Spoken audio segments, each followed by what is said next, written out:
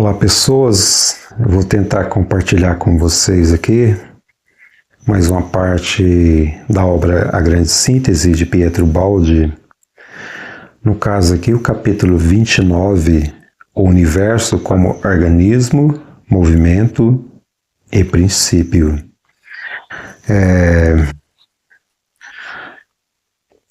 Para vocês verem aqui, um pequeno parágrafo. Ele me deu um grande trabalho. Desse pequeno parágrafo aqui, nossa, sai tanta coisa daqui, é muito complexo. A inspiração criativa de Pietro Baldi para descrever o que nós somos, o que é o universo, de onde nós viemos e para onde nós vamos. Vou ler essa parte aqui e vamos ver o que vai sair. Lembrando que eu não tenho domínio, eu estou fazendo aqui espontaneamente, até no sentido de tentar aprender, porque a gente fala, né, quando a gente explica algo, a gente tem uma capacidade melhor de fixar o conhecimento.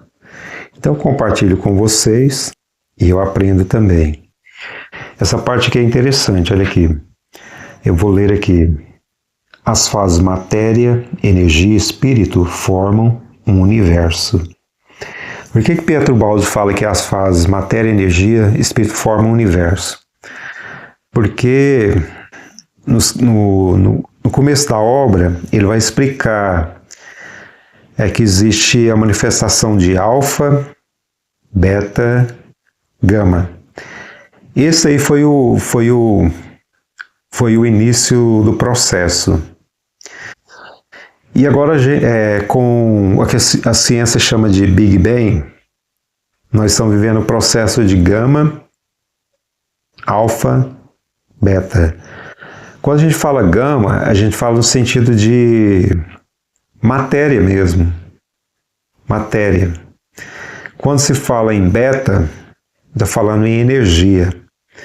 E quando a gente está falando em alfa, a gente está falando nas consequências de um processo mais complexo, em que surgiu algo, desse processo de gama, beta, alfa. É a questão dos ciclos que eu mostrei para vocês, esse aqui, ó. Os ciclos que estão interligados, nesse sentido dos vórtices que se abrem e se fecham. Eles vão formando ciclos cada vez mais complexos, maiores. Só que Pietro Baldi vai mostrar que esse processo também ele ocorre no campo do micro. Ele ocorre no campo do menos negativo, no sentido negativo. No sentido positivo, mais infinito. No sentido negativo, menos infinito. E vai se formando novos universos. Voltando aqui para ler o parágrafo, então ele fala assim que as fases matéria, energia e espírito formam um universo. Seria a própria trindade isso aqui. Seria uma representação da trindade. Alfa, beta, gama. Matéria, energia e espírito. Formam um universo. O celular aqui está fechando, não é para fechar não. Pronto. Então ele fala assim, né, que outros universos seguem e precedem, organizando-se em um sistema maior. Quando ele fala segue, ele falou também precede, né? Ou seja, existe um anterior, existe um posterior. Vai existir outro. Cada vez mais complexo e maior, ou cada vez menor e mais complexo também. Nos dois campos, tanto no campo da involução, do menos infinito, quanto no campo da evolução, do mais infinito. Né? Que o elemento de um sistema ainda mais amplo e complexo, sem jamais haver fim, nem no mais nem no menos. O princípio das unidades coletivas, que são aqueles ciclos que eu mostrei para vocês há pouco, em seu aspecto estático, e dos ciclos múltiplos em seu aspecto dinâmico e mecânico, é a força de coação que sustenta a estrutura do universo. Isso aqui eu vou voltar daqui a pouco para explicar um pouco mais sobre isso aqui. Seguindo, como a evolução é paligenésia no sentido de se regenerar, que leva do simples ao complexo, no indistinto ao distinto, e multiplica os tipos, que levaria à pulverização de tudo, se essa força de coesão não reorganizasse o diferenciado em unidades cada vez maiores. O que ele está falando aqui? Que o caos ele não acontece de uma forma plena, porque esses princípios de unidades coletivas, eles seguem princípios, eles seguem leis, e evita que o caos leve tudo ao fim, né? A destruição pela expansão desordenada. Então a gente vê que existe ordem em tudo. No nosso corpo humano existe ordem. A gente vê quando uma desordem se manifesta, a gente dá o nome de câncer, não é? Quando as células começam a multiplicar de uma forma desorganizada. Então esse princípio de unidades coletivas, a gente tem que pensar que tá no sentido, ele não está falando só no sentido de universo, não, sabe? Ele está falando no sentido de tudo, de tudo. A gente vê que as coisas tendem de partículas individuais a coletivas, e coletivas cada vez mais complexas. Por exemplo, uma célula. A gente não imagina uma célula, a gente imagina um grupo de células. E essas células vão seguir o princípio de unidades coletivas, formando uma unidade mais complexa. Tecidos. E esses tecidos que formam unidades coletivas complexas vão formar outros mais complexos, órgãos. E esses vão formar outros mais complexos. Por exemplo, o nosso corpo humano. Percebem como que funciona esse princípio das unidades coletivas? E como que ele evita que não aconteça o caos? Existem leis, existe ordem, existem princípios em todo o caos, e o caos não se torna pleno. O nosso corpo poderia não ser assim, ele poderia eu ter um corpo de uma forma, outra pessoa ter outra. Entende? Existe uma padronização em que segue princípios de unidades coletivas. Em todo o universo funciona assim, ou seja, o caos não prevalece. Isso é interessante. Como a evolução é paligenesia, que leva do simples ao complexo, do indistinto ao distinto, e multiplica os tipos, que levaria à pulverização, ou seja, ao caos de tudo, se essa força de coesão não reorganizasse o diferenciado em unidades cada vez maiores. E fala assim: viveis vós mesmo esse princípio, quando ao progredir na especialização do trabalho, sentis a necessidade de reorganizá-lo, quando, paralelamente ao maior desenvolvimento de consciências individuais, vês nascer consciências coletivas cada vez mais amplas. É isso que eu falei, o sentido de unidades coletivas cada vez mais amplas e mais complexas. Como eu citei o exemplo das células que formam o tecido, que vão formar os órgãos que vai formar o corpo. É por isso que ele mostra, né, que o caos ele não prevalece no universo. E tem uma coisa que eu passei. As unidades, né, elas tendem a se organizar em formas mais evoluídas. E ele fala assim que existe um centro, existe um cerne, onde há o equilíbrio, onde não prevalece nenhum tipo de caos. Seria onde existe a manifestação plena de Deus, onde a desordem não chega. Então ele fala assim, ele deu nome a isso aqui, ó, sistema. Então ele fala assim que os princípios das unidades coletivas, eles caminham para a unificação, para uma ordem única, seria o sistema. Isso aqui eu não vou falar agora, até porque eu não estou trabalhando o livro Deus e Universo, Quem tiver curiosidade, leia A Grande Síntese. E um livro que responde muita coisa à Grande Síntese é Deus e o Universo, que é de Pietro Baldi também. Eu não vou entrar nessa questão de sistema, de antissistema aqui não, mas só dizer que nós estamos no antissistema. É onde está o caos, mas é onde está a lei também, que vai reorganizando esses princípios de unidades coletivas em tudo. Uma árvore, ela contém a semente, né? A semente contém a árvore. Esse é o princípio de unidades coletivas, fazendo que exista o equilíbrio. Uma árvore, ela chega a um máximo de evolução, ela não vai produzir uma árvore diferente. Ela vai voltar a ser semente,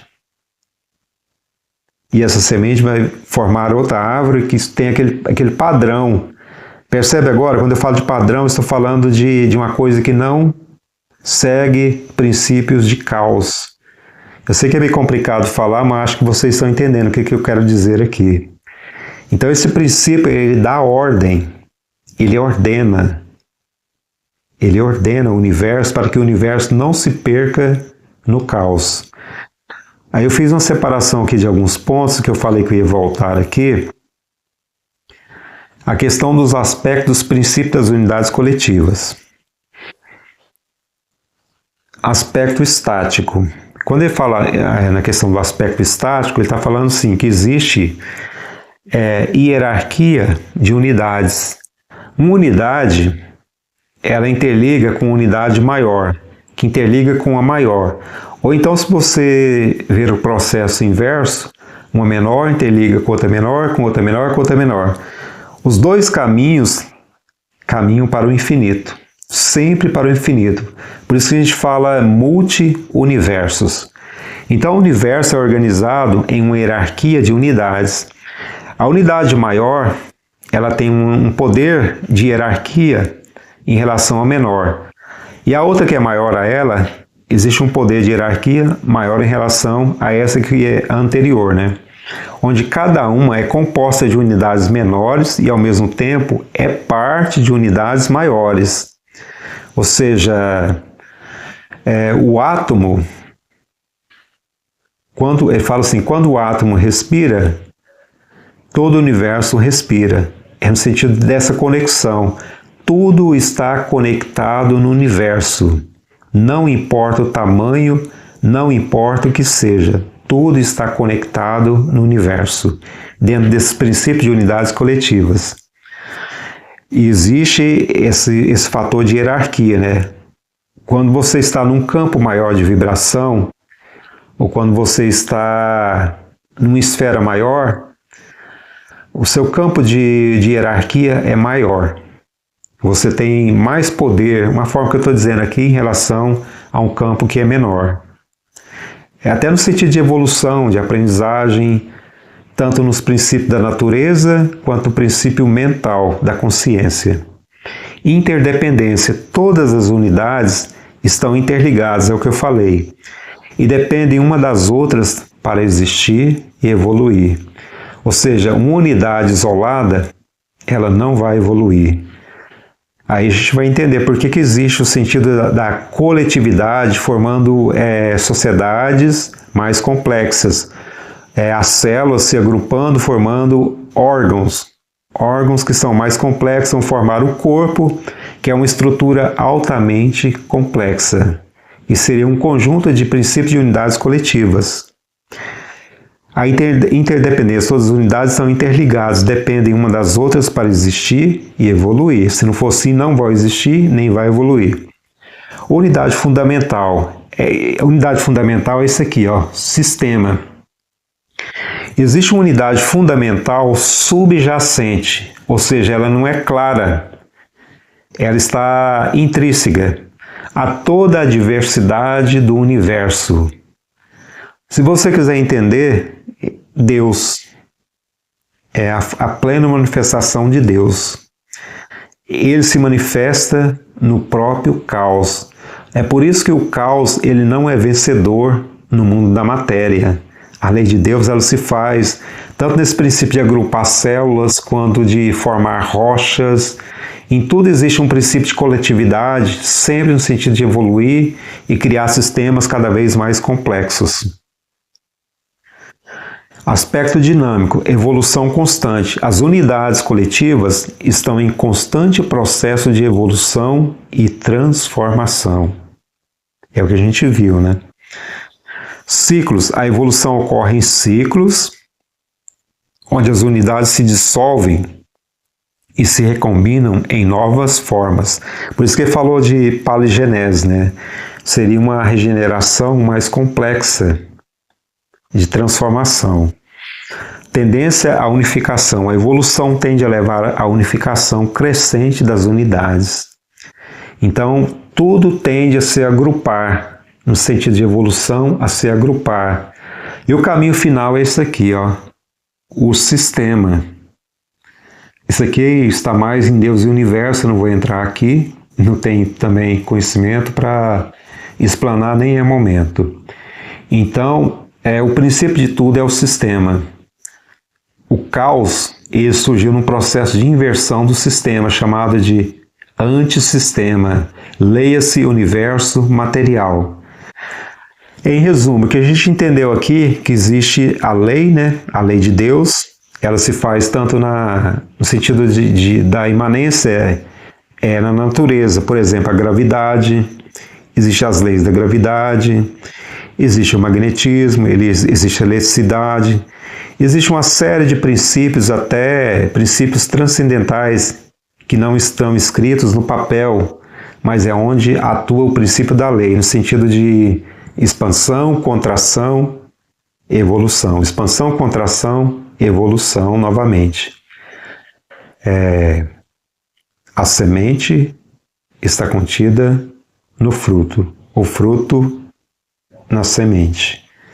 Não há a força do caos, há um princípio de evolução. Por hoje tá bom, né? Agradeço a quem teve a paciência de acompanhar. Até mais, tchau, tchau. Espero que tenham aprendido alguma coisa aqui. Tchau, tchau.